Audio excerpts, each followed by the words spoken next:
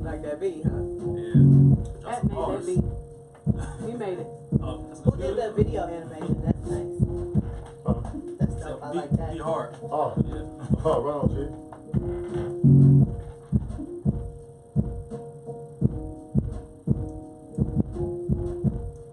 It's a nice little loop. Make me start freestyling on it in a minute. What people don't know is back in the day I was a rapper. We're going to talk about that life.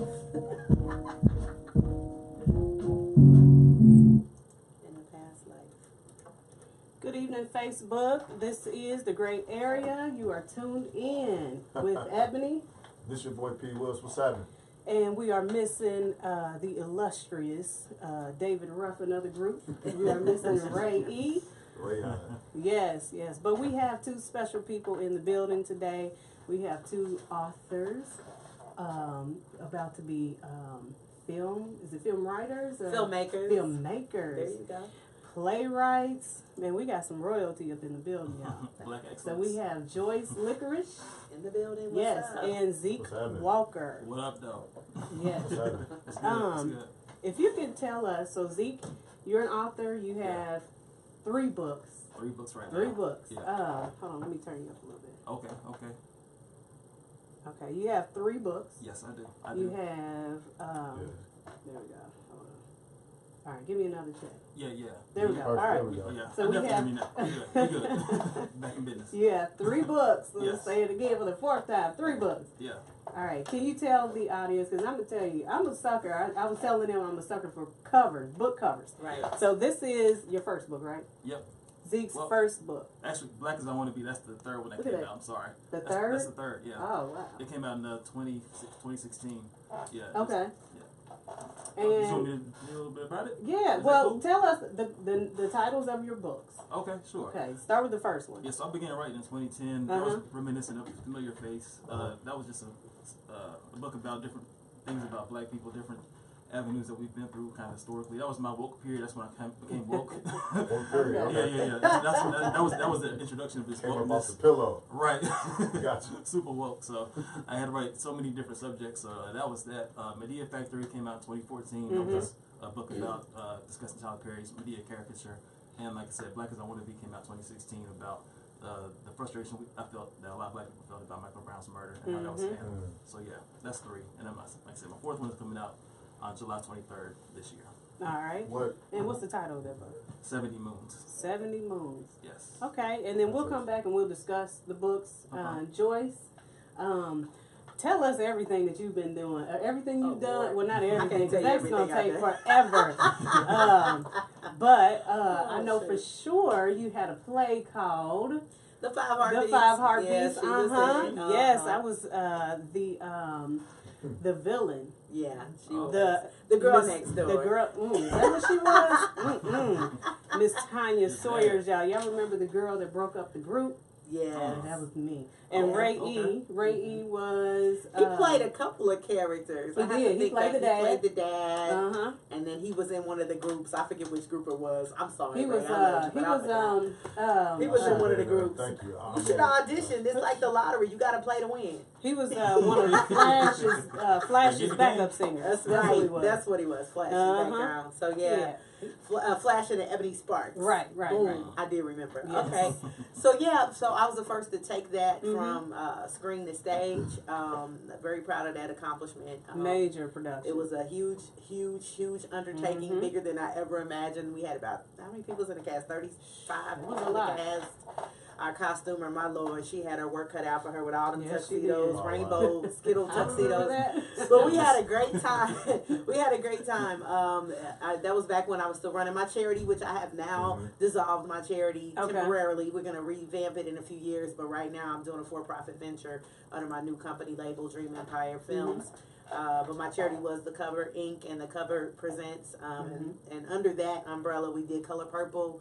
We took that on a 7-city tour. We did the 5 Heartbeats. We did Divas. We did Soul Brothers. We did... Oh my God, I've been here listing shows forever.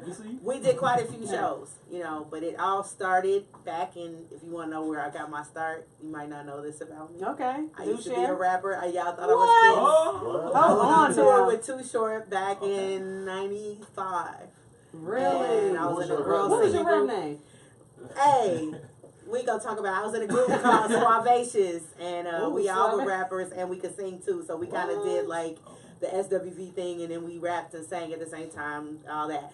So I Okay. did that for a minute, and then I sang with the Indianapolis Opera for 6 years. People don't know that I sing in 5 languages, so I did that. And then after that, I started doing plays, and I was in them. My first big break was Dream Girls. I played Effie, and then after that, I started doing my own stuff. So did my first play 2009 at the Walker. And that was my own original piece that I wrote called The Birth of Soul, and it chronicles soul music from the cotton fields to now. Basically, Wade in the Water to Lil Wayne. Wow. I mean, pretty much everything in between. We talk about, you know, how music progressed and turned into hip hop and all that, and had dance and all that. And so we did that in 2009, and then after that, started my nonprofit, and we did a lot of shows under that umbrella. And now I'm totally switching hats, girl. So, you know, my husband is in the film industry. He's on Empire. He plays Lucius security guard and his #1 securities and all the scenes with him. And so I got the bug. I went on set. I did some background stuff on set. And I was like, this is kind of dope. I want to break it in the film industry. So I started doing my research. And around the same time, I needed to finish this book that I started 10 years ago. And long story very short, went to a life coaching class. And they challenged me to create a possibility to finish something that I started that I hadn't finished, and this was my possibility. So I finished my book. Let's see. We're gonna. This is my I want next you guys baby. to see this So cover. y'all check the cover out. Ah, I told you I'm a sucker for I mean, that's covers. some, like, Lord of the This Rings. is, I know. Yeah, you That's gotta have a some dope fantasy, cover. yeah, You gotta have a fantasy dope Lord of the cover. Rings type. Yeah. Thank you. Oh, Yes. you're welcome. So the title of the book is The Forgotten Timepiece. It came to me in a dream about my grandmother's watch 10 years ago. She passed away. I was in a room with her. She gave me her watch. And years later, I dreamt the book. And one of the characters actually named after her. Rest in peace, Hattie B. Rouse. I miss you. But long story very short, the story, it's something that's needed right now to me because we're going through this black and white thing. That's why I wore my polka dots today. But we on this black and white thing, and at the end of the day, we're all human. The black and white piece is just a label that society's decided to put on us. And at the end of the day, we're all God's children, and we're human beings. You don't look at a black dog and a white dog and make one better than the other. They're just dogs, right? So I don't understand why we, the ones with the capacity for higher learning, dumb ourselves down to labels. So that's kind of the concept of the book, but we take a white girl, if you will. She thinks she's a white girl. She's adopted by an Italian family, raised as a white girl, all-American, spoiled brat. Doesn't really care for us as black people if we identify with that label. And long story very short, through some tragedy that happened, she goes on a quest to find her real family and finds out that she is of African-American descent. She's not happy about it. She goes see her grandmama. Her grandmother sends her up to the attic to get the family heirloom. Tells her, don't touch it, just bring it down. I'm going to tell you about it. Okay. And she winds the watch and it throws her back in time. She has to live the life of her great-grandmother as a slave in the South in 1850. So That reminds me of Sankofa. okay. You know, going back to yeah. Reaching back. Have you seen that I documentary? haven't seen it, but it's It different. Okay. Okay. That's a. But I don't think anybody ever took a person that thought they were white and made them do Yeah, it. I know. Well, this one was. Can you it was imagine? It was a model. They were a That model or reminds me of- something that was Yeah. like trying to be something that she I haven't wasn't. seen it. Okay, and, I haven't seen but it. I mean, but it's a great concept. That's the only thing I've ever Thank seen about Thank you. somebody not understanding their true identity and then Absolutely. going back. Absolutely. But to take somebody that thinks that they're actually white Yeah. and to go back in time, Yeah. that's major. I mean, that Yeah. reminds me of Clayton Bigsby from Dave Chappelle. Dave Dave Chappelle. Chappelle, yeah. Yeah, definitely. Bell show. So Zeke, tell us a little bit about, and then we're gonna That jump was back to classic. Joyce and jump Yeah, back to they you stank. and so silly. That was like the best show ever. I'm sorry. That was, I know. It was. Dang, we ain't was. even talking about you right now, but we love you. Bring it back. That was Bring it good. back. Condoleezza Rice. I'm sorry, but the Black White Supremacist was the best skit ever. That's Yeah. Clayton It was Bigsby. so inappropriate, but it was hilarious. That's Clayton Bigsby. See, I didn't know the Yeah. name. I just knew the Black White Supremacist. I knew That's it was it. good. It was That's it. excellent. Excellent. He said, what did he say? White power? What? Wow. that motherfucker head blew off. In the back. No, the funniest part was Loaded. the finale when his wife, they're like, "Why'd you leave your wife of 30 years?" Because she was a nigger lover. I said, mind blown. But that's, Yeah. I mean, real talk, that shows you how silly racism is. If you were Yeah. blind and you had no concept of color, Mhm. would it matter? Right. It's hilarious at the same time. Um, Yeah, I love it. So Zeke, tell us about. I wanted to start with this book, if you don't mind. Or, Let's do it. I mean, if you don't want That's to your start with first it, one, we can. right? But it's just, Third. I mean, Third one, okay, gotcha. Black as I Want to Be. Yeah. What made you come up with it? First of all, the cover. I mean, Hey man, you know, what is the? Tell us what that means. for me, A noose with the flag on it. Mm. yeah, like I said, for me, I just really wanted it to represent something that Mm-hmm. was gonna be divisive. Honestly, I Mm. wanted people to have an opinion on it as soon as they saw it. You were Okay. either gonna pick it up or you weren't. But you know what it was. But you know what the book was gonna be about as soon as you saw it. Like, I Mhm. wanted it to have that kind of visceral reaction I as like when you that. see it. So, and like I said, it represented that book is probably the most angry I've ever been in my life. So I wrote it at the time, like I said, when Michael Brown was murdered. Mhm. It was just inspired by seeing so many posts and so many things online and me going out to protest and things like that. But everything I was doing just felt kind of temporary. It didn't feel like anything was happening. And right before he was murdered and the whole case went down, I was reading The Souls of Black Folks by W.B. Du Bois. I'm reading that right that's- now. Yeah, so and that's almost like 100 years old. Yes. And but the things W.B. was saying was so profound and relevant as of right now, especially at that moment. So I was like, Page the color line. yeah, exactly. So I was like, you know what? I'm a dope writer. I can write. Mhm. So I mean, why can't I make something that might be relevant 50 to 100 years from now too? So Right. that's really my interpretation of W.B. Du Bois. That was inspired by it and Michael Brown's murder. And like I said, I just wanted to harness that kind of visceral anger because Yeah. like a lot of times the media or just society will make you feel bad for being angry, especially if you're black. Right. They'll make you feel like you're a stereotype, but they'll make you feel like it's not warranted. You shouldn't be angry. But if you're seeing people that's killed that look like you, that's arrested that look like you, that's beaten that look like you over and over again, you should have some type of emotional reaction to it. Right. And anger was my reaction. And even though it's not maybe the healthiest thing to hold on to that much anger, but I had to in order to finish that project. And that's really what it represents, just that revolutionary spirit. You know. Yeah. That's so fun. That's a testament to your writing too, because as I read it, I was thinking about the souls of black folks. Like, man, there's a lot of even though you don't reference it, just what you're saying. I'm like, this is it's crazy because it's still relevant. Like It you is. said, so many years later. And I'm happy that it's relevant, but I'm also sad at the same time. I know. It shouldn't be. Right. It really Right. shouldn't be. But Right. I hope it won't be for at some point. But that's just kind of where we're at in America. Yes, it is. unfortunately. Have you always been? I'm sorry, back. Go ahead. Hey, did any music inspire you when you Yeah, were writing this too? Yeah, my process for writing all my books is to listen to music. Okay. I Sometimes do the same thing. Yeah. I mean, I can look at the cover and Right. And I already know what you're about to tell. say. Right. Oh. Go ahead. Right. Yeah, like even in that book, excuse me, there's a quote for every chapter. So it's not like the chapter one, start the book or start the chapter off. There's a quote from a certain rapper or R&B artist on every single chapter. So, excuse me. So every single one you'll see that it's relevant to that chapter that's going to follow it. So I wanted to make sure that it stayed within our times. It stayed cool. Like this one from Big Crit. There's Okay. something I saw. There's something Right. from Marsha Ambrosius on the very first chapter. Okay. So I mean, it's something that I really wanted to make note of, and that honestly took the longest time to find, a quote that would match the chapter that I'm talking about because I didn't want it to come off corny, or Right. just forced, but I wanted it to really mean something for everything that I wrote. So And it's relevant to any age group.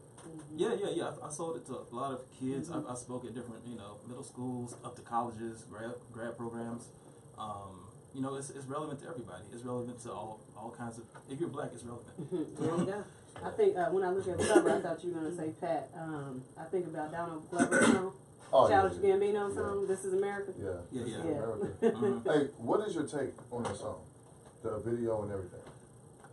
I'm gonna let him speak to it. I'll be completely candid. I ain't heard that yet. Have you seen the video? I've not seen the video. I have to see that video. Yeah, Yeah, I'll be check it completely honest. I haven't seen. I mean, but knowing what I know of him, I watch Atlanta and just knowing his body of work so far, he's a very he's a very talented dude. Right. Yeah. And when somebody's that talented, it sometimes people have opinions about it that aren't going to be necessarily conventional. And like a lot of people, at least from what I've seen so far, I've been judging him based on who he's married to and stuff like that. But if you're a black person in America, I mean, if you're somewhat conscious of our predicament, of our collective predicament, Right. and you're speaking on it, you're making some kind of effort to put it out there, then I have to commend you on it. Yeah. Right. You know. Most Got definitely. Yeah. Excuse me. It's, yeah. Well, you Joyce, what about definitely- you, Joyce? I am not familiar with it. I do know some of his other work, and Okay. I feel the same way, which is anybody that's trying to shed the light on kind of where we are as a people. My hat goes off to him. And I think it's what you choose to do with your art speaks volumes about your character too. You know what I mean? Because you could choose to be talking about B's and HOs, you know what I mean? Or you could use your voice to kind of raise awareness. And so even if it's an angry poem or something, or angry rap or something that's just bringing light to all the people that were slain, kind of like you talked about channeling your anger into your book, it gives us an outlet for that, right? Besides violence, an outlet besides creating more negative stereotypes. Yeah. So that's kind of how I look at that. Well, I will tell you, you'll need a YouTube tutorial. You'll need to watch YouTube clips just to interpret it because it's just so rich and Is dense it? and Really? so many I'm messages. gonna check it out now. Y'all gonna make me go home and You be have to Googling on look the at it ride at least home. 5 or See? 6 times, but even still, you won't catch everything. Really? There's a lot of Is that symbols. deep? Yeah, it's a lot of symbolism. Yeah. A lot of I'm symbolism. gonna check it out. I'm gonna check it out. Check it out. So Zeke, have you always been a writer? I know you're also a poet too. So which one came first, and how long have you been writing and doing it? Yeah, definitely writer. I prefer writer. Okay. I mean, yeah, I've always liked to write, just scribble things down, just to jot. Even when I was a kid, I just liked just scribbling, just seeing how words looked. I just like practicing cursive or just whatever, all kinds of different fonts. I've always just liked to just see words and just have pictures in my mind of what that word represents, so to speak. So just kind of visualizing what they mean. I've always had a good relationship with words, so to speak. So I would say my earliest memories of writing probably was when I was a kid, writing my mom like personalized Mother's Day cards. Okay. Oh, And that nice. would be like, so that would be like the first thing I can actually remember, but it's been a long time. Right. Mm. Right. Okay. What made you woke? What was your woke moment? Man, it was I went to an HBCU in Winston-Salem, North Carolina. Dope. It's called Winston-Salem State University. Uh-huh. But there was a class there that the professor taught. It was called Hip Hop as an Education, and he made us read this book called Hip Hop Revolution, and that was the first book that I ever read that was so like relevant and so cool. It felt cool to read. Like I was never much of a big reader growing up. Sometimes I'm still like now, depending on what the book is about, it has to be interesting to me. But that book was so interesting to me. Yeah, it has to be interesting. So, and that book it pulled me in from the very first page, and I just wanted to keep reading it, keep reading it. And I never had that experience with a book before, because growing up in like grade school and traditional schools, you read these books about Hemingway and stuff like that I don't care about. Exactly. Can't really relate to it. Yeah, I don't. Right. That means nothing to me. So that book spoke to my experience, spoke to my friends, like experiences. Like it just kind of captivated me, and it really inspired me to be like, okay, well, this is dope. This is a dope book. And then after that, I read like $40 Million Slaves by William C. Rowland, and I read a whole bunch of other books about just blackness in general. And that made me want to, think like, well, I mean, I'm a pretty good writer. I could try and see what happens. Yeah. So that's eventually what happened. Like in 2010, I released Reminiscent of a Familiar Face, and the rest is history. Wow. Yeah. So what makes a writer choose a genre to write? Is it just because that's your passion? Because you have some authors that only choose nonfiction. That only choose books that require heavy research. My hat goes out to those people because, man, just looking in the back of The Souls of Black Folks, you know, and this is 100-something years ago. You're looking like, dang, it's about 5 pages of just reference. Yeah, Right. yeah. You know, and the book is only this small. And that's not Google references. So Right, he right. actually Those read some are real books. references. He went to a real library, right? Yeah, went to a real library. He went Walked to to people's houses. exactly right, He had to travel. right, Get on the right. plane, maybe. Yeah, cuts and All everything. that. Paper cuts. Got on his Lord buggy have now. Yeah. Took about 2 days to go to one person's house. I'm gonna say this. I'm gonna say this is my first book, but for me, it just kind of naturally flowed as fiction. You know what I mean? Okay. As I got about halfway through, everybody told me, "Have you read Kindred? It's kind of like Kindred by Octavia." And I was like, "Oh Lord, let me read that. What category is she in?" And so I realized that there weren't very many African American science fiction authors out there. There's not. So this is science Okay. fiction. It's science fiction because of the time travel element. It's also historical fiction because of the historical element. It's Okay. also romance because Nice. there's a love story So involved. it just fits in. It fits in so many. I mean, outside of a and box it's not then just for right. Black people. It's for everybody. Okay. And you know, so I think just trying not to bucket yourself Yeah. as an author, that's probably the hardest thing. They want to put you in a bucket. Yeah. Who's it? A romance story gonna put you with? Yeah. You know, Danielle Steele. No, That's it's so not. true. It's so much more than that. How, and that leads me to another question. How do you go about finding your, I guess, your own identity as authors? Because, like you said, some people end up say, well, this sounds like this, or if you read a whole bunch of books, sometimes just even when I write, I kind of catch myself, or if I'm doing poetry, oh, I sound like so and so. So let me reel it back in. How do you find your own authentic identity amongst so many different people writing books and reading books, and when you even research to write your own books? Honestly, it might sound a little cocky, but I stopped reading other people's books when I figured out mine were better than theirs. I mean, I'm being honest. I mean, hey. I'm being honest. So I don't feel like I have a lot of competition as far as my field because I am very raw with what I say. That's funny. I've never heard a book writer talk about competition. Wow, that's neat. And for me, I don't read a lot. Even though I like to write, I don't read a lot. I just don't. I'd be lying if I said I did. And but I write like I read a lot. In my day job, I mean, the book is write super thick. I write like legal type documents and that kind of stuff. So I read that kind of stuff. But I don't really read a lot of fiction. Yeah. It's interesting, So, man, because it seems like most people would write, but they don't read as much, or most people would act in all these films, but they don't really watch the film. It's weird. It's like a weird dichotomy because, like I said, I love to write, but reading people honestly. Sometimes it can uninspire you, or sometimes it's almost like I remember I was listening to a comedian talk about why he doesn't watch other comedians on stage because he doesn't want their experiences to somehow subconsciously get into his act, and he'll Kind of start like talking what you about just that. said. Yeah. Right. So you don't want that influence. Right. It was like for me, I don't feel that my writing is necessarily better than anybody, but I did stop writing long enough to read Kindred because I wanted to make sure that I wasn't writing the same story, and it was absolutely positively different. Right. And I've gotten people that have read her book to review mine, and they liked it better. Not to say that I like mine better, because her book is amazing, but and not to discredit her, because she's amazing as well. But at the same time, I think at the end of the day, it's finding your voice, like you said. And I got into a cadence after I set myself a writing schedule up, because like getting it done is the hardest part. You about that. But you get into a cadence where it's like, okay, I'm in this thing now, and I almost have to be pulled away from it, because you get gripped into the story, and it just starts flowing through you like it's not even of you. You know what I mean? So did it take 10 years to write the book, No. or it was just in the making? Here's the thing: I had the dream 10 years ago. Okay. It was a weird story. I'll give you the super quick version of it. Middle of the night, I was going through a terrible relationship, and I was upset with God. And we ain't supposed to get mad with God, but we do every now and then. We start to question Him, and if He's real, and if He's there, and if He's listening, and if He's got your back. Got up in the middle of the night, and that watch that I told you I was given was out of where I put it away at, and it was on the dresser in my room. And I know I didn't move it, and I know my kids didn't move it, and I still don't know how it got there. So I picked it up, I looked at it, I wound it, I went to sleep, and I dreamt the whole story. And I woke up and I called everybody and told them, it's like, oh, that's an amazing story, you got to write it. So I started writing it, and then my computer crashed. That was 10 years ago. This- And I said I was going to finish it, and I never did. I mean, And did you have so, like autosave set up? no, it was gone. 10 years ago, a lot of the backup and restoration stuff we got now wasn't in place. It was like a floppy.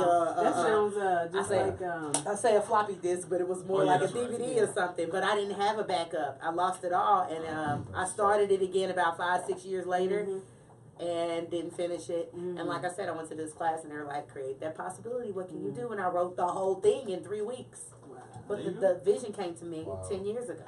You sound that sounds like my daughter. I need You know, to have that her passion talk in to her you. voice is beautiful. Yeah, I know. Yeah. I need to have her talk Get to it you. done. Knock it out. She was about, I think she was about 14 or 15, and she was writing a chapter book called Trapped. Yes. And it was about a girl who was kidnapped and by someone who, I guess I shouldn't give it too much away in case she decides to go back and write it, but she had like 5 or 6 chapters on a junk drive and lost it. Yeah. And she It's never, all and she there. never went back though. It's all there. When you get out of your pity party, tell her what I said. Get out of your pity party over the loss. Okay. And just pour it back out again. And what's crazy is all those years later, the same exact scenario happened. The watch was out again. I redreamt the whole thing, and this time I saw it as a film. And I'm sitting next to Oprah Winfrey and Tyler Perry watching my movie. Wow. And so it came to me after I finished it, and I was telling everybody that has read it is like, that is a movie. I would pay to see that. Yeah. I've never done it, but I'm like, hey, why? I mean, you got to start somewhere. Yeah. So I just started doing the research, and now it's going to be a film. So where you are in the film stage? We're in pre-production right now. We are listed on IMDb. The Forgotten Timepiece is listed in pre-production. We're casting right now. We do have investor that is putting up $500,000 out of the blue. God just drops things in your lap. I'm like, I ain't got no $500,000 to make this movie. But yeah, so again, it's like the lottery. You got to play to win. Auditions coming up this weekend in Atlanta. We had them about 3 weeks ago here in Indianapolis because I am a firm believer in a lot of people making it, the baby faces of the world. Yeah, I called you out. Michael Jackson, rest in peace. They didn't come back and get anybody. They made it and they went on about their business. But let me make it. I'm going to come back and pull forward. That's what everybody that leaves Indianapolis needs to do. So, you got all that being being said, George character.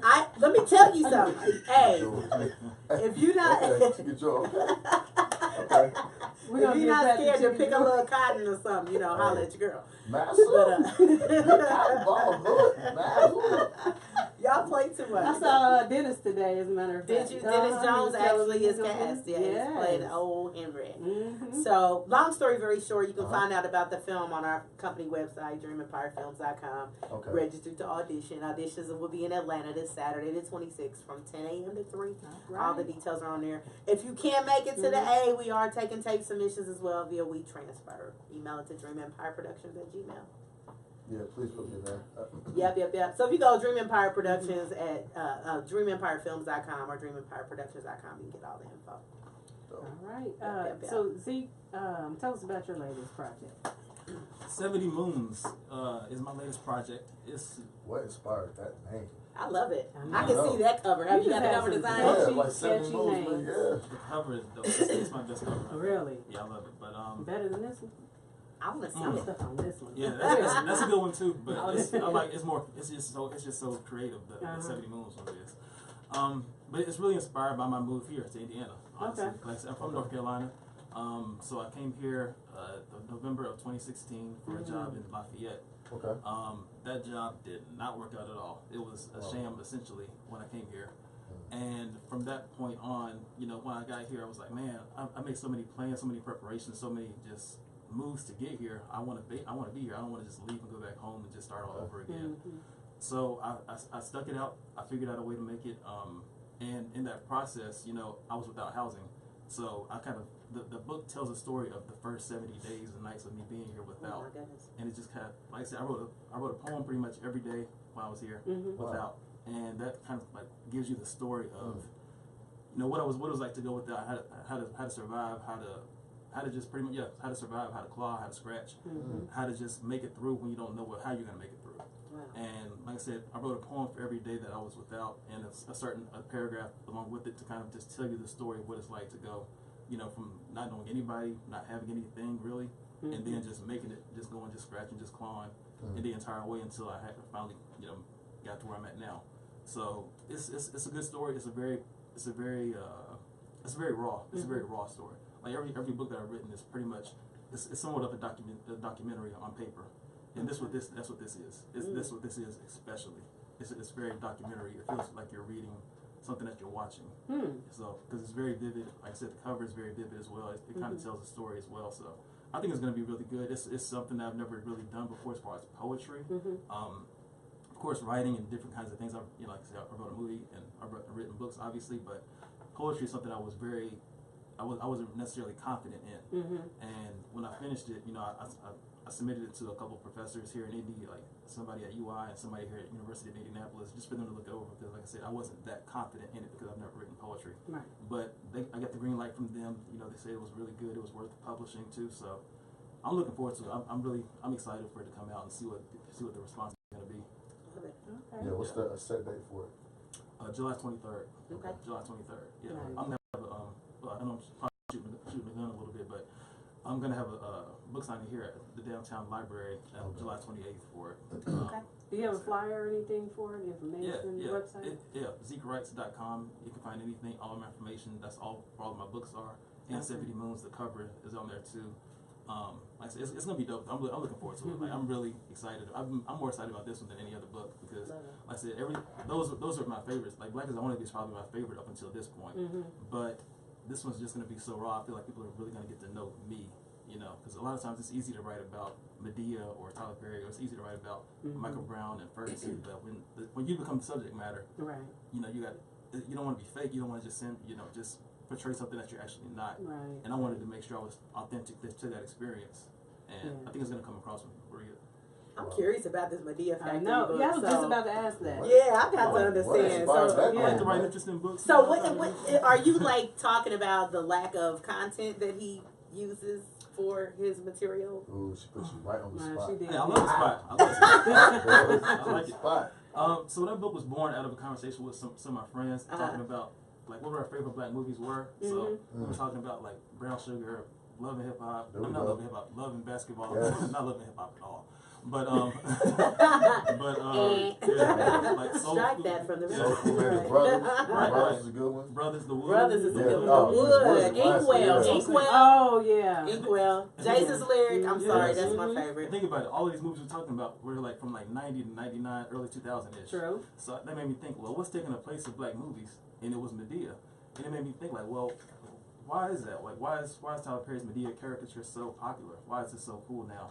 And like I said, that book, like you talked about research before with WB, that's the most research intensive book I've ever written, because I didn't want to come off as somebody that just had an opinion. I wanted to know what I was talking about. Wow. And I went back and I watched Gone with the Wind, I watched Birth of a Nation, I read books about Black stereotypes and Black caricatures and how they started off. And the Mammy caricature is one of the most degrading caricatures we have, and that's just a recycled version of that. I mean, back So in you the day, saying Medea is? Medea is a recycled Whoa. version of Mammy.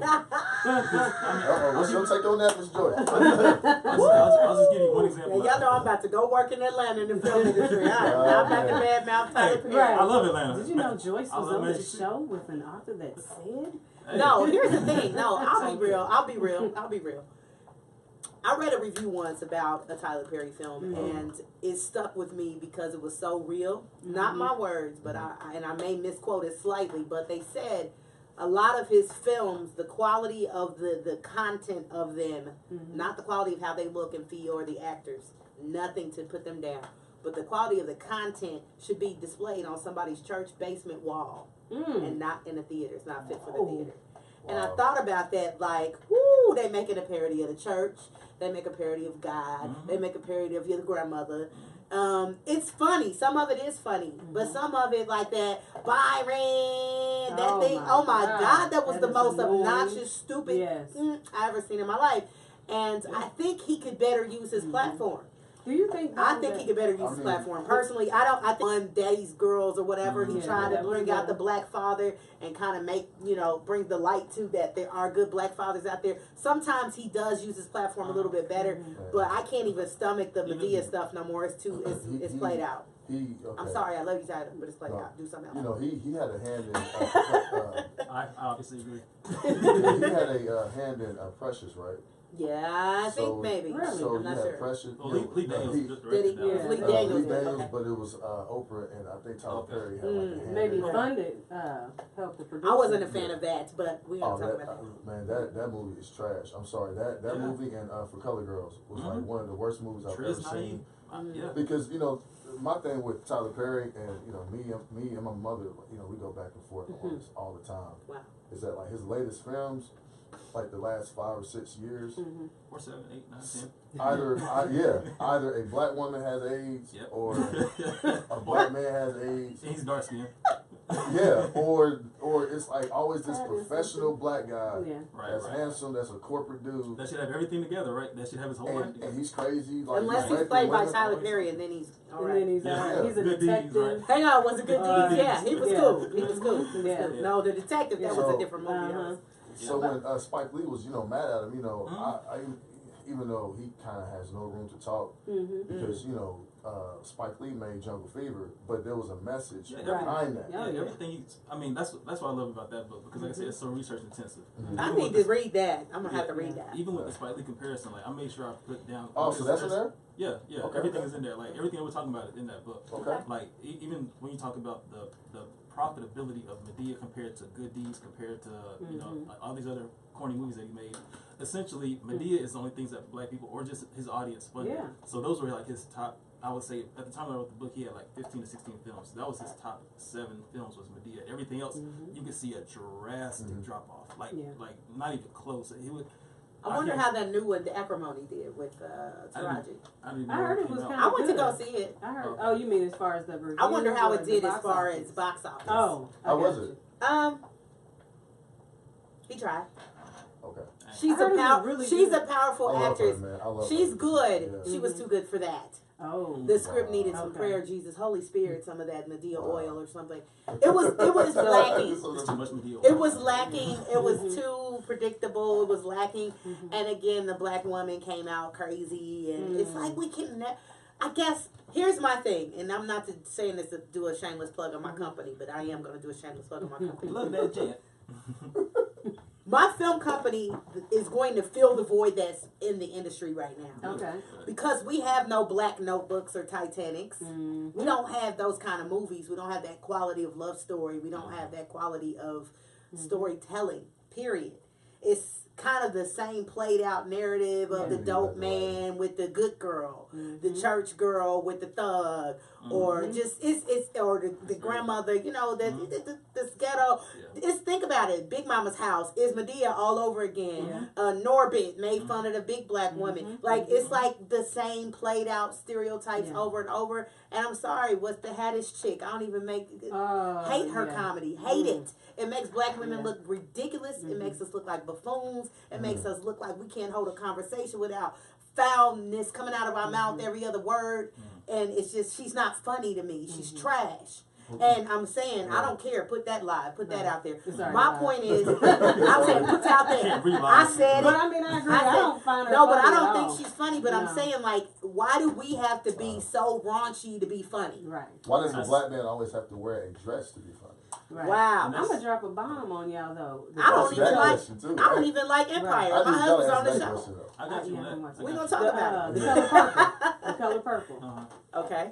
You know that's the black household's favorite And movie. you know I produced the play, so I love when the music. right, and when I it wasn't until actually this year when I really actually looked at the color purple and looked at the characters and the betrayal.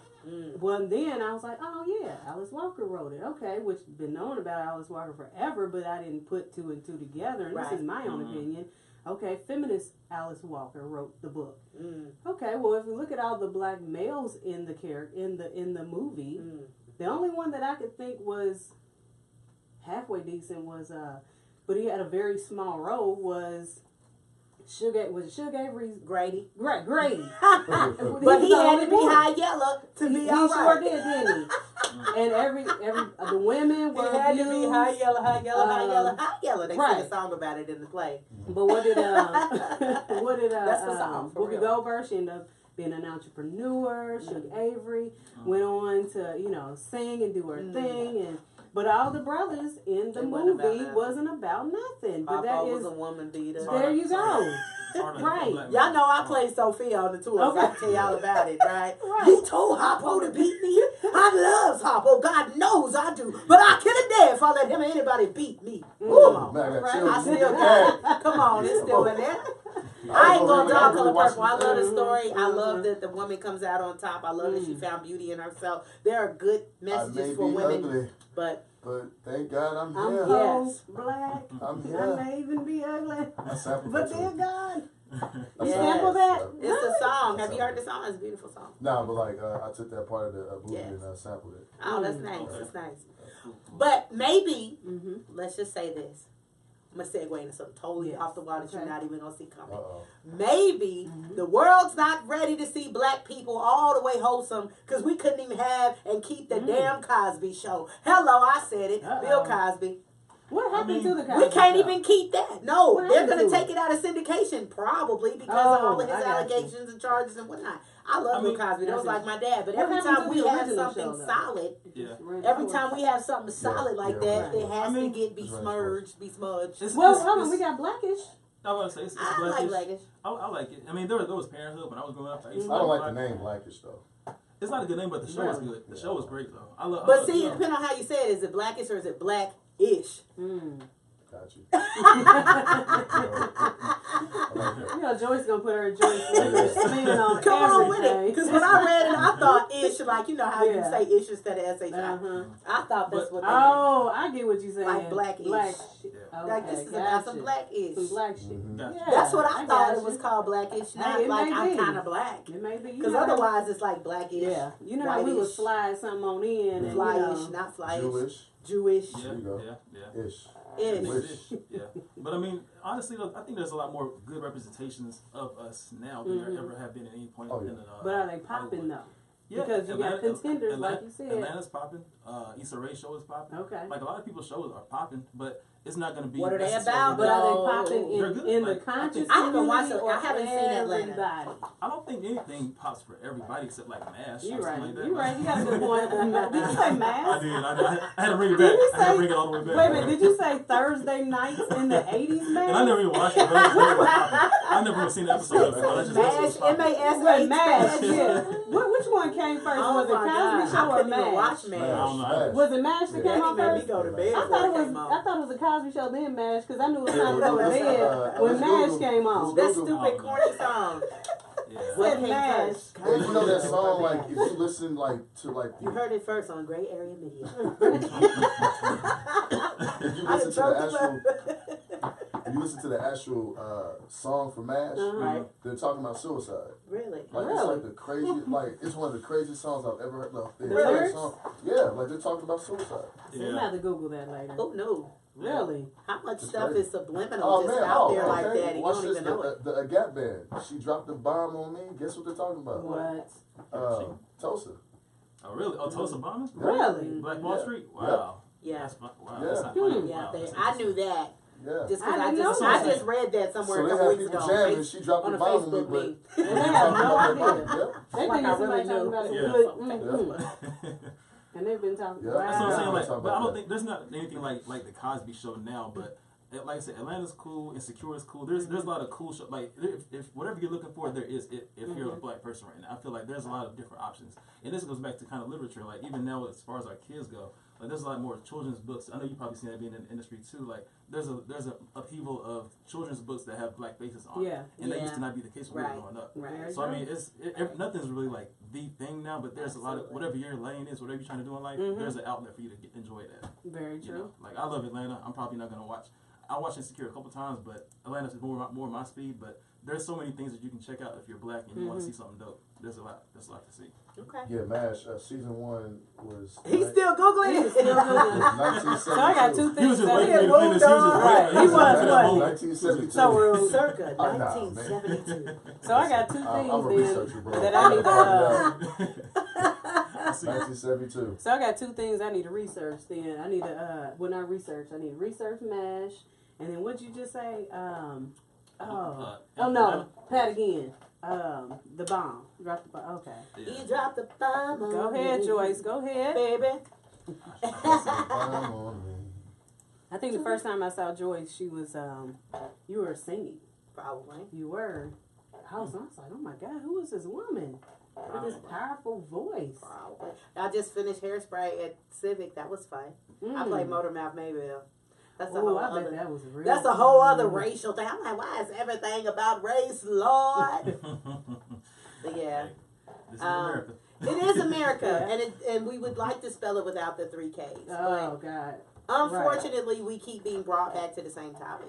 And yeah, I mean, because we if nothing changes, we just keep coming back to it's like a revolving door. Now, that's what America But is. when are we going to get to okay, I got to give y'all this analogy. I said this on my radio interview earlier this week, but I'm going to give y'all this, and I'm going to let y'all take it and go where you go with it. Okay? Just go here with me for a second. Everybody's always talking about black and white and our president and the president of here and the president over there and the dictator here or whatnot. And all of these different government powers and nations going to rise against nation and kingdom against kingdom and all this, that, and the other. What's it going to take for us to finally drop the veil of the black and the white and the Asian and Hispanic and the blah, blah, and go to human? I think the only thing that's going to take is some extraterrestrial beings coming down here and invading the planet and trying to blow everybody up. And then finally we will see that we need to lock arms and fight together to save what? Humanity. Because that's all we are. And I say that all the time, so holler at me. Go ahead, Zeke. Yeah, I mean, that's cool. Like, That's the only thing, right? I mean, I feel like... What else is going to fix it? That would be nice, but if it was going to happen that easily, it would have happened by now. Like, that's not... I mean, it's not such a... That's not such a crazy idea. Like it's very idealistic. It's I'm very saying cool. it's idealistic.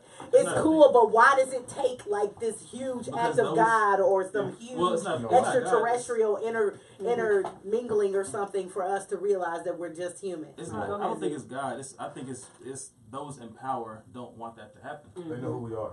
Yeah, it's not. It's not. If it was up to black people, things would have been cool a long time ago. Right. Like, I mean, even though we very much so. Even though we may do harm to each other, things like that, but we've never done the damage that a white man in a suit has done in America historically. Whether we're talking about George Washington, whether we're talking about Christopher Columbus, whether we're talking about Donald Trump, there's been a 400-year documentation of history, proving who they are. Absolutely. They've shown us who they are. So how do we move forward, though? How do they move forward? Right. That's how does everybody move forward? Well, that's it's not a us and them. You got to remember, we are still identifying ourselves with a label. It's just a word. Now, if you peel back that layer of skin, you got the same tendons and the same blood and the same bone structure as a white man. When you go to the graveyard and you pop up on one of them caskets, you're going to see bones. And it don't matter whose bones they are. Do you think, though, that... That's all it is. Right. It don't matter what they think. It's reality. And that's what I was going to say. That what do you identify with? Before everybody else actually sees each other as human, except for... everybody sees other races as human, except for black people, in my opinion. So I think in order for us to have this big upheaval of we're all human, first you got to recognize the black man is human. You know, that's the first step. Right. Until we atone in that area, we can't see everybody as being human. And like I said, honestly, for me, it's the white man. Yeah. I'm not trying to be stereotypical. No. I'm not trying to be that like pro black dude or whatever. But I'm just saying, even if black people aren't on Earth, women still make 76 cents on the dollar of every man, and that's not. Women aren't choosing that. Black people ain't choosing that. That's a white man with a suit. And trust me, I'm not doing the Kanye thing. It's a choice. But what I am saying is the piece that is a choice is not where we are. It's where we're going to go. To me, moving forward. But I'm like, moving forward, how do we do Here's that? a question. How do we do that? Here's a question, and it's on the topic, right? How did y'all feel about the royal wedding? Did not watch it. I could care less about some. Never mind, I can say that. Did y'all know that the British, the royal family, like the British, they got their wealth through the slave trade? Cotton was popping. Cotton was everything. Cotton was responsible for the majority. And they of still make their money. I do know that much. So the slave trade basically funded their wedding, but I just want to throw that out. Right. Okay, I'll tell you how I felt about it. As a black woman, so I am a black woman, even though I don't like the label. I don't like labels, period. But why do we have to marry outside of our race to finally realize that we're royalty when we already are? because That's how I look at it. Like, we're already royalty. But see, Now, I don't know. That's a I don't know mindset if to Megan me. doesn't see herself in that light, but I do know that. No, I'm there's talking about black how the women world is that looking and yeah. relating to this. Like, Yeah. ooh, she got her. Ooh, she got. There's so many people like, ooh, she went and got her prince. Oh, she went and got her king or whatever. Yeah. And every black man should be a king. Every black woman should be a queen. Hello. You know, we should be looking at ourselves and relating to ourselves that way But anyway. we are too busy trying to include ourselves in a society that has put us Trying to low. be Right. inclusive. So that's why every time, you know, like, okay, you see something like that. That we- double consciousness. Yeah, you know, we shout and we're, you know, happy when we see something, you know, like that. But they fear us though, because, and I hear what you're saying, but genetically, you can take the poorest black person on the planet, and he is superior just by his nature over everyone else on the planet. Very true. So when you have that, man, when you have, you know, a particular race that can literally be genetically. You mean physically superior? Is that what you mean? Yeah. Mentally and physically, or well, just that, completely? but I'm talking about just pure genetics. Okay. Like if a black man's sperm hit a white, that kid is black. Yeah. You know what I'm saying? Like there's no other race that could do that. One drop. Yeah, I mean just one drop. So when you have that, I mean they fear us, man.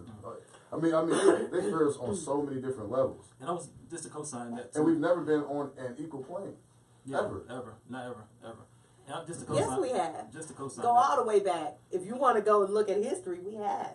We were kings. No. Then we weren't on an equal plane. We were way. I mean the technology. I mean the mathematics, the science was far advanced. And not only that, I was just about to say that. I mean, they're still trying to like they are still trying to. They think, okay, look at the pyramids, right? The way they're built was so unique, right? That they have people think, and you know it could be true, but they're saying there's no way that black people built those damn pyramids. Like they had to have help from like extraterrestrials. Right. That's how sophisticated those pyramids were built. Exactly. And what they fear what they don't understand. And they've never understood us, so they've always feared us. And I mean, so if you think about it just like in the context of history, and I was, just like I said, kind of to co-sign your point that you mentioned earlier, I was reading this CBS News study about like how health disparities are, like why they are what they are in America. And essentially, like they pointed out what you were saying, like a lot of black people, they looked at kidney disease specifically, and they said that, you know, white men, whenever they were comparing diagnosis, so whenever a black person is diagnosed with kidney disease compared to a white person, and black people tend to live so much longer, you know, than white people do because of just, they couldn't even explain, it was just epigenetics. Just our genetic code is different than theirs. But the reason that black people often have more health disparities is because we don't have access to good health care. Right. But, you know, naturally born, how we would just walk out, And how we just climb out the womb. Our diet and lifestyle too. That too. Yeah, I would say the diet for sure. A lot of things are true what you say. And that's handed down from slavery. But a lot of this stuff that we're talking about, like you said, is handed down, but a lot of at a certain point you become an adult and you have to make decisions for yourself, and you have to learn. Like for me, like I said, I grew up. Yeah, like I grew up honestly. Like I went to church every single Sunday. Both my parents were ministers and pastors, so like that lifestyle necessarily didn't work out for me. But at a certain point, I had to just realize that I was like, you know what am I gonna do with my life? Am I gonna do the same thing? Am I gonna eat collard greens fried chicken every single Sunday? Am I gonna go to church on Wednesdays? I was like, no, I'm not gonna do that. I don't want to do that no more. And you know, everybody has to have that kind of moment of realization, actualization to themselves. And you just have to not be woke, but just wake up and realize who you want to be. And you don't have to, like you said, you don't have to, you know, you don't have to fall into any kind of stereotype or any kind of played out caricature of what black people are supposed to be. Be who you want to be. Absolutely. You know? Now I can agree with that. Zeke, you also do speaking, right? I talk a little bit. I talk a little bit. That means a lot. I have opinions once in a while. Every now and then. So where have you been and things that you've done with speaking? Yeah, I like to speak at, like I said, colleges are probably my favorite thing to do, just because I just enjoy the intellectual, you know, conversations that I can have with somebody else, and just bouncing ideas off of people, and just learning, honestly, because that's where I feel like you meet the most interesting people, because they're so idealistic at that time, but they're also very, very, very knowledgeable too. So they have a lot of good ideas, but even though it may not be necessarily practical, but it definitely, it kind of removes me from my somewhat pessimistic point of view. It makes me think back to, wow, I mean, if things could be that easy, it should be that easy. So I like doing colleges. Of course, I like talking to kids. You know, black kids, black youth is just, that's just important, because unfortunately a lot of them don't have enough authors or people, or just writers in general. I don't want to just be somebody that just, gives them a cookie cutter message. I like to just talk to them, really just chop it up with them. So I like to speak. I just like, that's cool. How both of you? I know, Joyce, this is your first book, but how does book writing? Because some people, they stop at writing a book, but people may not understand the many avenues that book writing can actually take you. So, like Zeke, being a speaker, because in my opinion, it seems like if you have a piece of work, that helps to give you that credibility to be able to speak, and it also gives you kind of like the launching pad to talk about, your book, and then you can start traveling and things like that. Yeah. And it doesn't just stop with a book, and you make it come to life however you want to. So what are those avenues that writing actually can take you? Well, I would say, for me, I've done a lot of women's empowerment speeches already, even before I wrote the book. But now that I have the book under my belt, I'm getting more opportunities. Okay. I'm going to do another plug real quick. MECEC 2018, Saturday, June the 23rd. And Sam Ash, I'll be the keynote speaker talking about women's empowerment, talking about women's issues, talking about black issues, and talking about the book. It's at Sam Ash Music Store, 8284 Center Run, and it's on... Yep. Saturday, June the 23rd is free registration. Oh, man, that's and there are a lot of people performing. I'm the keynote speaker, and Angela Shawnette Felix, one of my really good friends, one of the baddest singers in the city. She's an awesome the singer baddest singer in the city. Yeah, that's my sister. She put it up. She's putting it on, and she asked me to come speak. So definitely want to come check that out. And a lot of those opportunities come from, like you said, the book becomes your platform. It gives you something to speak on. And then people are fascinated that you've actually finished something. Yeah. It's really a simple thing. Yes. But so many people have these concepts and ideas and they never act upon it. Right. And what made you keep going? Because I'm one of those writers that, like, I get excited and then I put it down. And then I get excited and then, what makes you It took on a life of its own. Okay. And when I told the story, I saw people moved, touched, and inspired by the story. Okay. And I felt like I had the opportunity to expose some racial biases that a lot of people have had and have tucked away. Like, one thing that you guys said that I haven't really heard anybody say is that a lot of people that are black look at the rest of the world as we're different, and the rest of the world is looking at like, just get over it kind of thing. Like, why do you feel like you're different? Why can't you just assimilate? Why can't you just... And so that was the topic that really spoke to me. My best friend in the world is a white woman. She has biracial children, and we had the conversation often about why black women can't stand to see white women with black men. Why does it bother you? Especially, you had a whole husband at home. I have a whole husband at home. And I had to tell her, as my best friend, it still makes me feel some type of way to see a fine brother, ball player, whatever, with a white woman on his arm, because I feel like he didn't believe in us enough. And I'm like, why is that a personal thing? That's some bias I have to deal with. That's something I have to reconcile. How many people are walking around here thinking they're white and they really aren't? They need to go on Ancestry.com and do their DNA check. You know what I'm saying? One called AfricanAncestry.com. I'm saying AfricanAncestry.com, whatever. You look at me, you see a black woman. My grandfather was Vietnamese. Would you ever see that in me? You can see it in my mama. I can see it in your eyes. You can see it in my daughter, her bone structure. You can see it in some of our family. His name was Lamboon.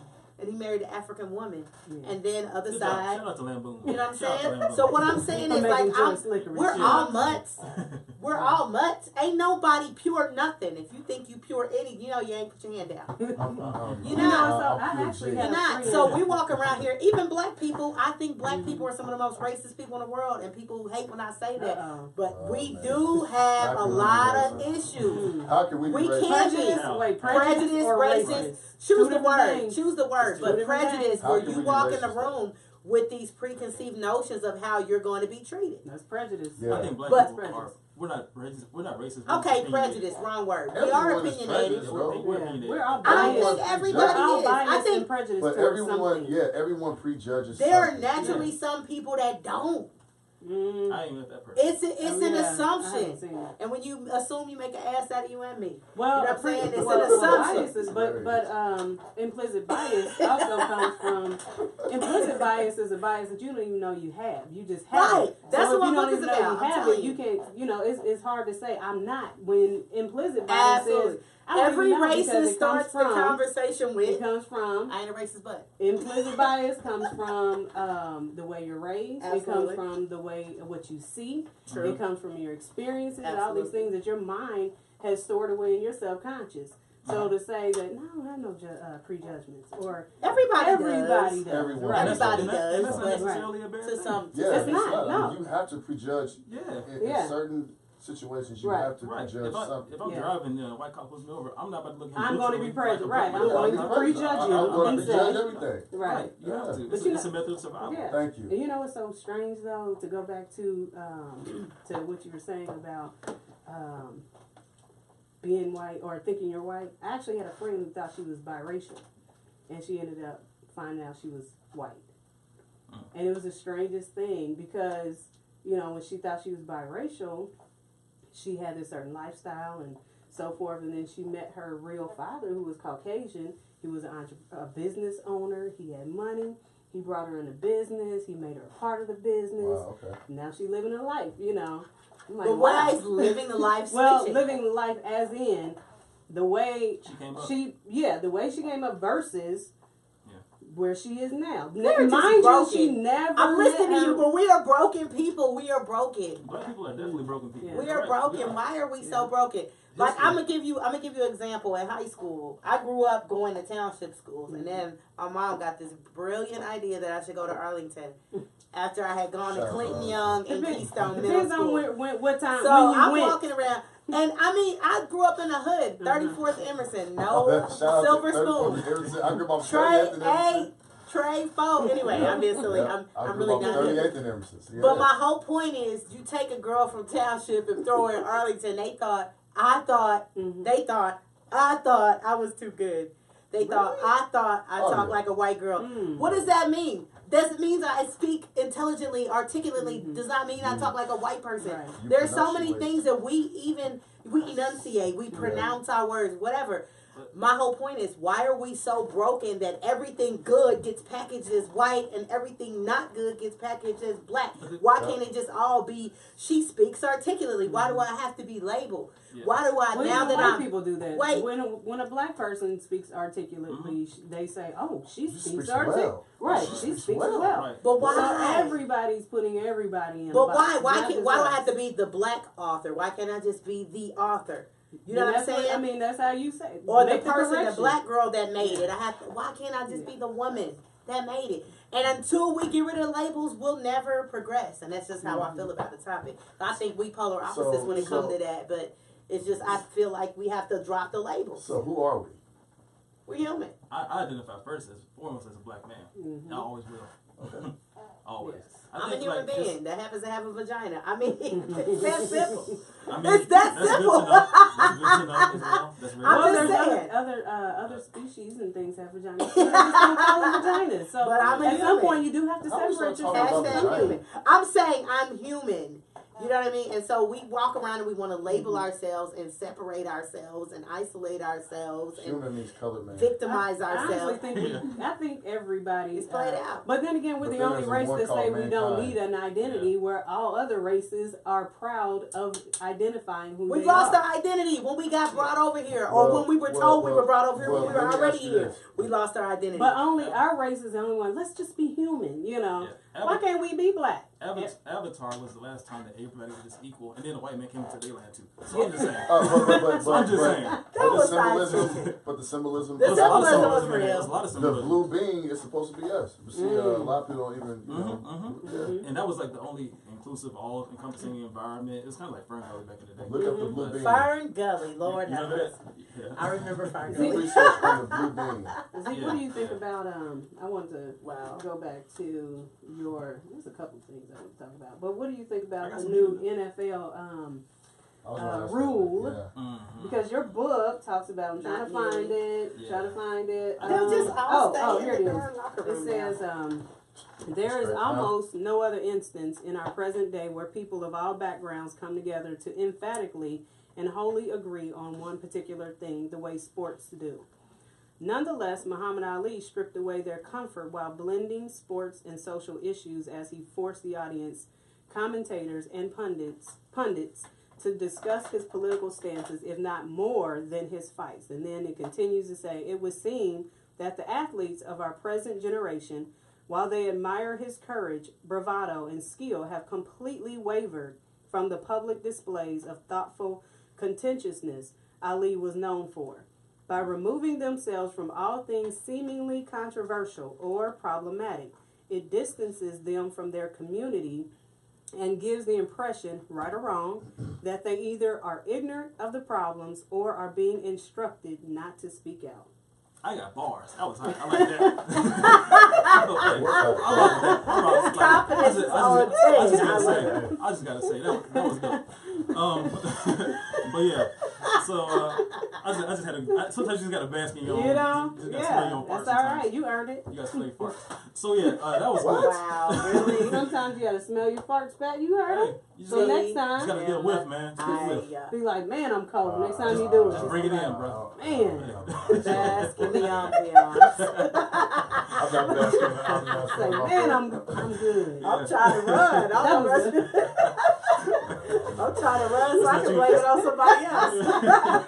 No, that didn't make no sense. Let somebody else bask in it, huh? Yeah, spin around and cut it off. That's See, right. that's right. right. No Light sense. skinned people farts, boy. Smell like. Did you just do the team light skin thing? Yes, he Oh did. my Light-skinned God. people But gotta he's do light it. skinned. Oh my God. Stop Light-skinned doing that. people No. farts, man, be smelling like art supplies. Stop. Smell like gas pumps. That's a whole other topic Those about are- colorization Oh, within our man. I've race. not heard that before. No. But, yeah, back I to We're not come gonna up with do like so- random stuff. Team That was light good. skin I like that. stuff. I come up with So random back to Zeke and his bar. So what do you think? Bars, I forgot bars. what he said. I know, it's good. I'm sorry. But You The got us NFL, with the fart basketball. thing. Come on. I'm sorry, yeah. The NFL, man, I'm trying to bring it back.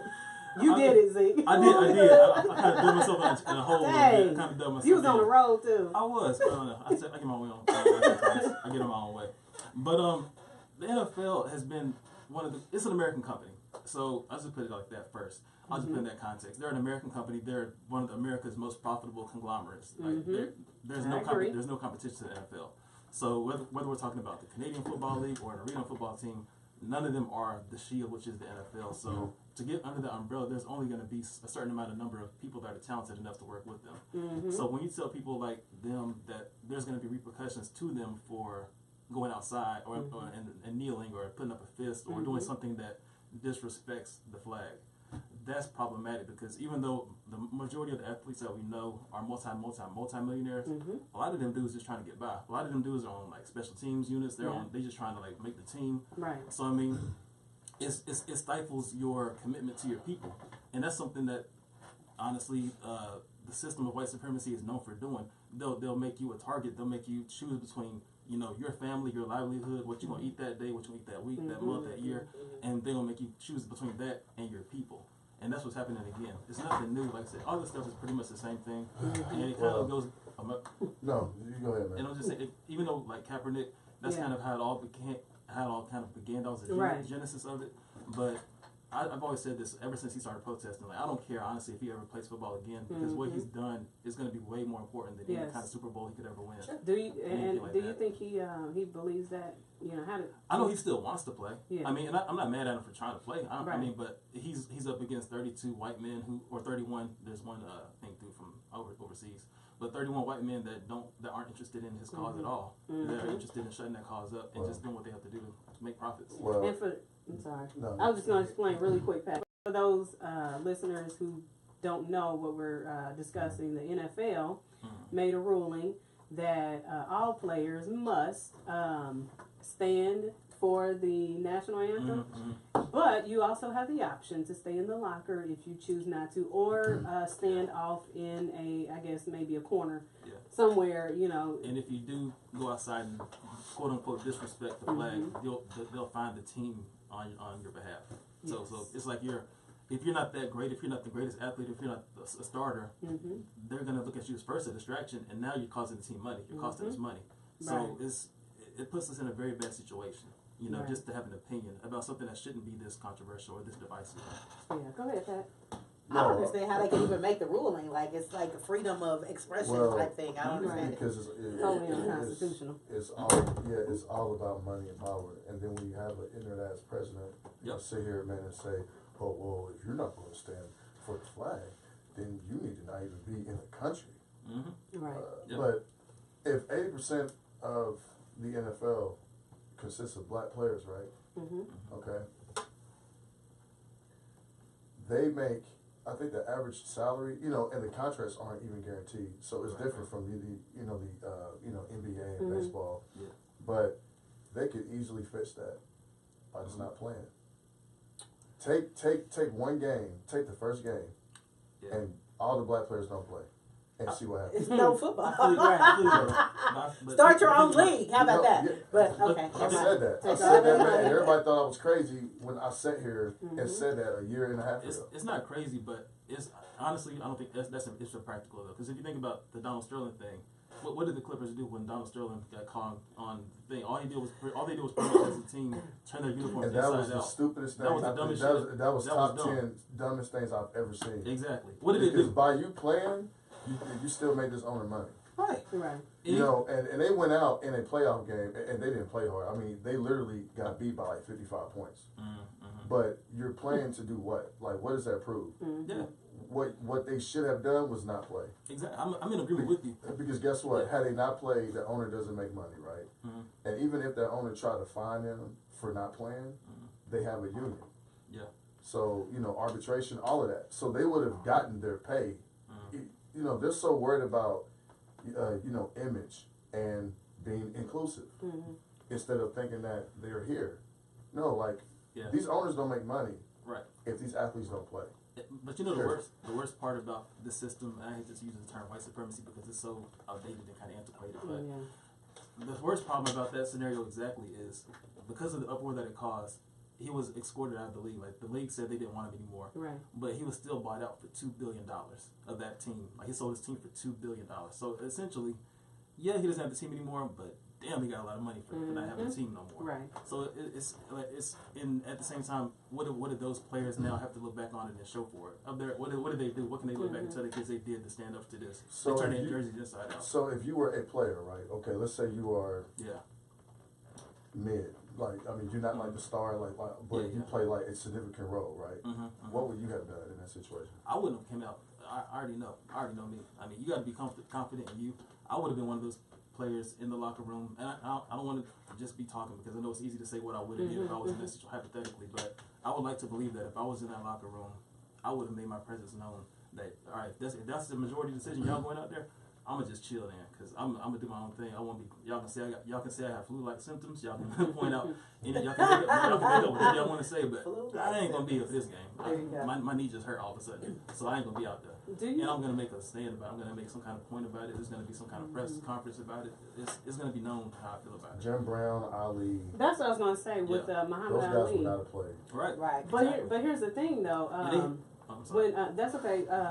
And just in you referencing Muhammad Ali, I was going to ask you though, is it easier for Muhammad Ali, who's really a one-man machine, with the exception of everybody else around him, but as one-man machine, he's a boxer, versus a whole team, and somebody who, like Kaepernick, who is a part of the whole team, if Ali stops fighting, somebody's going to be mad because they can't make any bread by him fighting and whatever else comes along with the package of Muhammad Ali. And see, that's what comes along with social responsibility and looking out for your people. Because even though he couldn't fight, he couldn't make money no more, Joe Louis was still giving his people money. Sure was. You have to look out, especially when they're sacrificing themselves and their family for the betterment of their entire people. And you included in that people, we understand that everybody's not going to be the martyr. Everybody's not going to be the one that falls on the sword. But if you're not falling on the sword, you can at least pull the sword out a little bit. You can help me out. You know what I mean? You don't got to be the one that does it. But so maybe I'm feeling y'all out. Here's what I'm going to say about the whole situation. What would Joyce have done? None of us is strong as all of us. So whatever happens next is going to have to be a group effort to mean anything. Yeah. It's not going to be one. It's not going to come down to one man this time. It's not going to be a Copernic type situation. It's going to take what if multiple people to lock arms to make something change. What if Tom Brady knew? Can you even imagine that shit? Man, I had to laugh at that that was- song. Now, what did it take is all the, I hate to say it, but all the coaches, if they got Yeah, involved and yeah. all the coaches kneel or. If Tom Brady kneel, bro. Nah, I don't even want to put that in my head, man. Don't But even do that to me. I mean, but what would that would be? Or what if Crazy if nobody, you did. let's just say they all decide to play, but wait for it, no player comes out to do the anthem. Because they got the option to stay in the locker room. Y'all just do the anthem and we never coming out again. How about that? We haven't cost anybody any money, but at the same time, we Because all it's all locked about arms and money. took a stand. Because the NFL lost millions last year. Ratings. And that's the everything. reason why they had the ruling, because they Yeah. lost It's money. all It about wasn't money. because, at the same time, it still doesn't actually address the reason for the kneeling in the first place. Everything is a Band-Aid. Right, it's a Band-Aid. That needs surgery. It was That's a all Band-Aid. it is. It's just a Band-Aid. Well, I want to, we can, talk All on night. all night, Yeah. all kinds of, Yeah. this book, Black as I Want to Be, all the books are filled with so much information, so many things, talking points. We could talk all night. Yeah. But what I want to do as we close out is just close out with, again, give us the plug again for the casting and everything that comes along with the Forgotten Timepiece.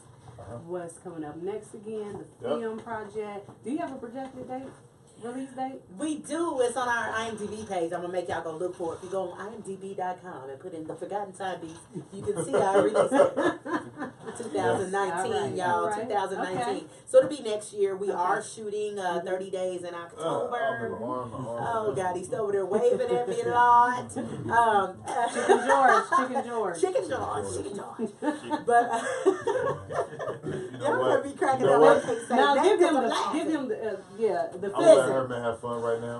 I say it all the time. You give me You all know the how time. many people inbox me? My DM is blowing up. I want a part. I want to be in a movie. Yeah. I want to Listen, Bone Quickly and all of y'all. I'm gonna tell all of y'all. I'm not asking Go on her the for money. website. I'm not asking her for money. That's how everybody gets paid too. That's the other thing about my Okay. project. I just want to be. All roles are Money in the number. compensated. You know what I Even mean? background extras are compensated. Okay. But long story short, you gotta play to win. It's like you can't go to the drugstore, the gas station, and say I won the lottery without a ticket, right? So you gotta submit a professional headshot. You have to submit. Do not have your 5 cousins in the background on your headshot. I Or have in a the one. car. That's my squad. Or in the Wait. car. Let me tell y'all a true story. I got a headshot a couple of weeks ago with a woman with a President Trump wax figure posed up next to her on her bio shot that she submitted wow. to be part of the film project. Oh, Needless to say, she will not be getting a callback. So, Wow. anyway, long Because of the truck. well, don't get me She started. might be a again. good contender for the master's wife. But no, or because of something the like that. the unprofessionalism, though. Like the unprofessionalism. Oh, yeah. How am I Yeah. going to take you serious if you don't take you serious? Mhm. Okay? So, again, submit your bio, your headshot, all that to dreamempirefilms.com. You can find out the casting details, where to submit your tape, your demo reels. If you're interested in the book, you can go to ForgottenTimepiece.com. If you forget, just Google it. It'll come up. It's on Amazon, but I prefer you purchase directly from my site because I make more money that way. Yes, I said it. Anyway, but yeah, check it out.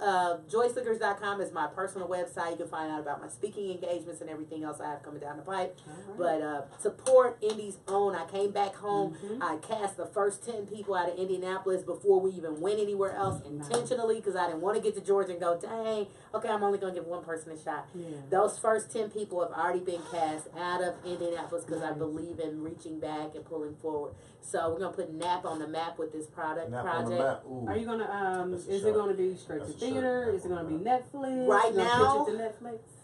It will eventually end up on Netflix, but what Okay. people don't understand is you don't make any money when you go directly to Netflix Oh, unless really? you get a Netflix deal. You're Okay. making pennies on the dollar. Gotcha. That's why a lot of people go to Amazon Prime or TV One or BET or Oh. whatever else first, and then Okay. Netflix Okay. is like, after it's wore out and you haven't made any more money, it'll go there. Okay. Right now, we just brought on our director. He finally signed today, so I can announce Lance Kawas is going to be directing our film. Yeah. Woohoo! And Lance Kawas just directed all the Christmas films with Vivica Fox. Okay. He's a very well-known director. He's got more than 20 features under his belt. Istvan Latang is going to be our director of photography. His reel is so dope. It's ridiculous. And we have, like, really started to get our key team in place. place. I got my production team in place. Shout out to Lisa Madewell, my screenwriter, who adapted my novel to screenplay. I'm just so excited about this project. I couldn't be more excited. And the star who's playing my grandmother, Miss Hattie, is Karen Abercrombie. Y'all seen War Room? Y'all remember the grandma? Yeah. Y'all better remember Miss Hattie from her name wasn't Hattie, but her name's Hattie in my film. But the off of War Room, Karen Abercrombie, she's an amazing actress, and she's going to be playing the grandmother role. We have already cast her, so I'm pretty excited. Shout out to Dakota Burton, who's also going to play Serena, our lead character, and she's from Indianapolis. All right. Sounds like you're going to get about 2 hours of sleep Woo, or less. honey! That's what it sounds Now, like. no But sleep, all work. no sleep, because we're casting at 10 a.m. in Atlanta on Saturday. So yeah, check it out. All right, Zeke. Loving that. So yeah, I will be. Well, actually, I'm gonna start off first. You can find any information that I'm about to say on ZekeWrites.com. That is, And that's Zeke Writes, right? Zeke Writes. Okay. ZekeWrites.com. Sweet. I'm on IG at the same name, Zeke Writes. On June 3rd, on June 2nd, I will be at the Hyatt Regency doing a book signing here in Naptown on Saturday from 11 to 4. Okay. Come check me out. It's going to be at the Go On Girl Book Club. They have an annual book signing they do down here. So I'm going to be doing that on June 2nd. If you're in North Carolina, definitely come see me on July 21st. That's going to be my book release party for 70 Moons. It's going to be dope. This is my first time I'm doing a book Going release back party. home, huh? Yeah, Love it. I'm doing it. It's somewhat strategic because, like I said, the book tells the story from when I left North Carolina to here. So on July 21st, I'm doing it there. And then on July 28th, the very next weekend, I'll be downtown at the library here. Nice. So I want to make sure I tell the story accurately. I kind of do that purposely. So yeah, like I said, if you're in Charlotte on July 21st, come check me out. I'll be at Dupe and Swat on, like I said, July 21st from 12 to 4. Right. And then I'll be the same thing at Indianapolis Public Library, Central Library from 12 to 4 on July 28th. Yes. And if you can share that information, Joyce, share that information with us, so we can send that back out. Sure. For sure, Yeah. for sure. We definitely want to support. Well, we thank you too for coming Yeah, on. man. Yeah, thank you. Yeah, Thanks this for has having been. me. I appreciate y'all. You guys have some I beautiful love it. projects. I mean, Cool. I love everybody's opinions because everybody is Uh-oh. valid and just beautiful. I just We're all love human, y'all. right? We're Right. human. We're all baby. human. We're human. She said, what she said, we are, she's just a human with a vagina. That's it. But we're not going to end the show with that. So that makes y'all human. Nah. We don't talk about it. We don't talk about it. That makes us It what, ain't a vagina. I ain't saying- Technically, though, y'all started out with one in the womb. Well, so I've technically well out we the womb since then, though. So You're right. Yes. You're right. Yes. Yeah, you're right, Joyce. So we're not gonna close out on that We note. definitely not Humans going to having close out. You vaginas. brought that back. So we're Wow. gonna let Pat close out. Usually I do the close out. So I'm Nah, gonna man, put you Pat. close out. Nope, It's a nope, benediction. nope. It's a I'm sorry, benediction. I'm Ray E today, honey. You close out. You gonna close out today, Pat? Usually I'm in the hot seat. We gonna thank our viewers. I'll feed you to you. You gonna thank our viewers. Listen, I want to give a special shout out to all the beautiful and wonderful viewers that. Why you always holding the mic like you in the booth? Because I'm a G. I keep telling y'all that I'm a G. He about to spit. Like He you over there about like, to- hey. I keep telling y'all, I'm about to spit over I see there. the real mic over there to spit. I see it. All right. You know what? I'm gonna get you on there, man. Oh, hey. Get going. Shout out to all the viewers, man, for watching this, man. We love y'all, man. Absolutely. Please share this on your page. Can you go to our YouTube page as well, The Gray Area Media, and subscribe? You trying to take my job, Pat? Okay, That's now, what you're hold on. trying to Now, didn't she say? She said close it out. I'm just saying. You're I'm just doing saying. too good. I You mean, said I don't even. I forget to mention the YouTube, but okay. I mean, I said it like Tuesday. Like I whispered it like 5 times. You did? Yeah, I didn't catch see? it. See what I'm saying? That's why you need to be You closing gotta out, write them, Pat. one of them love notes. Okay. Check yes or check no. if you Right. gonna say it. You know what I'm talking about. I'm sorry, Pat. Go ahead. You- No, I mean you good. My fiance said that she wants to play, and you know. one Okay, you gotta play to win. Yep. Submit that Submit bio it. and that headshot without the Donald Trump vaccine. Right. Yeah. Send it in with Malcolm X or somebody. Yeah. She gonna send it in the car with Peyton in the back seat in his car seat. Oh, that's beautiful. But absolutely tell her to Baby submit. boy Peyton is wild. Mhm. Oh, Boys, All right, Pat. Boys. man, but thank y'all, man, for coming. We appreciate y'all for sharing all the knowledge and the Yeah. humor. I'm interested in all of these books. I need to read more, man. You know, honestly. Yeah. And I also need to write more. I mean, I used to write a lot, you know, like poems and stuff, but I just stopped. But that's something that I would love to pick back up. So I really need to do that. But yeah, man, appreciate y'all. We definitely have to bring y'all back. Thank you. Yeah, we got to come back because I forgot to plug. I'm internationally signed with a record label in London. Oh, nice. Records, so I'll have to drop that little plug. Man, we will set that up. We're working on a single right now, so leave, man. yeah, for sure. We got to come back and talk about music next. Oh, absolutely. Yes, sis, so go ahead. Is that it? Yeah, that's it. All right, well, thank y'all for tuning in. Come back Tuesday. Let's see, Tuesday we have fashion. We have our fashion segment. Okay. So come back on Tuesday I got my at 8 Tim's p.m. on. You know what I'm saying? Look, I'm rocking my Tim's because I'm the G over here. Yeah. The fresh week. See, the Pat, weeks. You feel me? let me tell you about Pat. Pat has his own clothing line that none of us are privy to. Okay. And he has one of the shirts on right now. Okay. So notice, he's the only one with the gray area hoodie on and shirt. He has his own. What? She has about 39,000 shirts. Yes, you do. This brother comes zero. This brother comes in here with pieces, and I'm saying pieces because that's what they call them in fashion, pieces that I have never seen before. He probably has this little bust, those little things that they have with the. I need to. That they put the clothes on. Yeah, I'm into art, man. Yes. I mean, I'm into art. He don't share though. How you not share? That's an artist, man. He come in here with all kinds. He give us the basics. Sensitive about your art. That's Look, I'm into music. I'm into literal art, like imagery. Okay. Well, he gives us the Walmart. You know how designers they'll have your Nordstrom or your Bloomingdale, whatever.